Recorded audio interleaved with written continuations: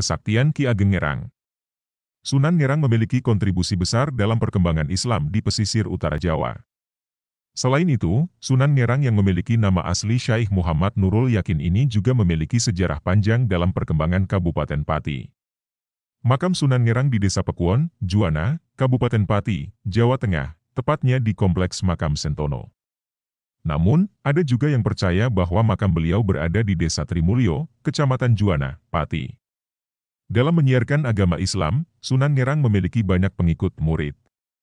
Di antaranya ialah Sunan Muria, Sunan Kudus, Adipati Pathakwarak, Kapa dan adiknya Gentiri, serta masih banyak lagi. Di Kompleks Makam Sentono Pekuon terdapat pula makam Nyai Juminah yang berada persis di samping makam Sunan Ngerang. Berdasarkan data yang tertera di papan, terdapat makam Joko Pekuon, K.A. Tlogomojo, Bupati Paranggaruda, K.A.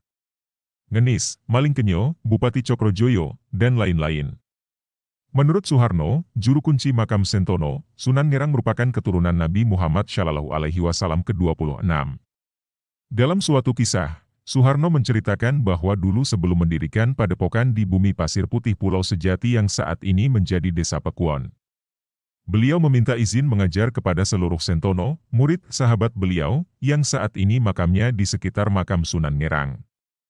Setelah mengajar di padepokan, suatu hari putri murid Sunan Ngerang, Adipati Pathakwarak menculik putri Sunan Ngerang yang bernama Dewi Roroyono karena suka.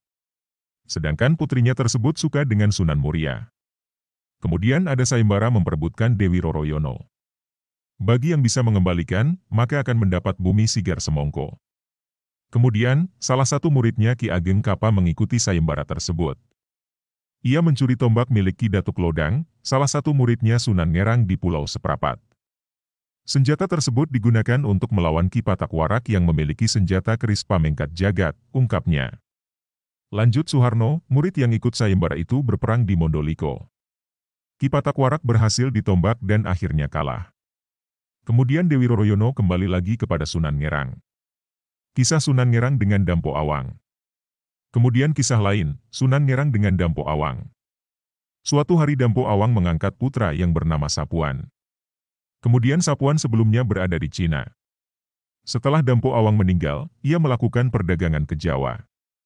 Setelah sampai di Jawa, Sapuan suka dengan adik kandung Sunan Ngerang dan ingin memperistrinya. Namun ibu Sunan Ngerang menolak. Sunan Ngerang mendengar peristiwa tersebut hingga mengajak Sapuan beradu ayam. Jika menang, maka Sapuan dapat memperistri adiknya, namun jika kalah maka hartanya jadi milik ibunya. Sapuan menerima tantangan itu dan mengambil palu besar tertutup kain mori putih dan berubahlah menjadi ayam putih mulus. Kemudian diadu. Sayangnya, ayam milik Sapuan kalah dan hartanya jadi milik ibu Sunan Ngerang. Sewaktu hartanya dibawa tiba-tiba 3/4 hartanya jatuh di bumi pasir putih.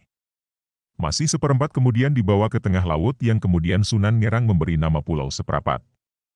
Begitulah sekilas kisah dari Sunan Ngerang dengan sejumlah muridnya yang saat ini pemakamannya di area makam Sentono. Suharno, selaku juru kunci menjelaskan, jika ia harus menceritakan semua, maka tidak akan pernah selesai, karena terlalu banyak. Saat ini, banyak peziarah dari berbagai daerah mengunjungi area makam Sentono, khususnya makam Sunan Ngerang. Bahkan ada juga dari luar Jawa, Lamklut,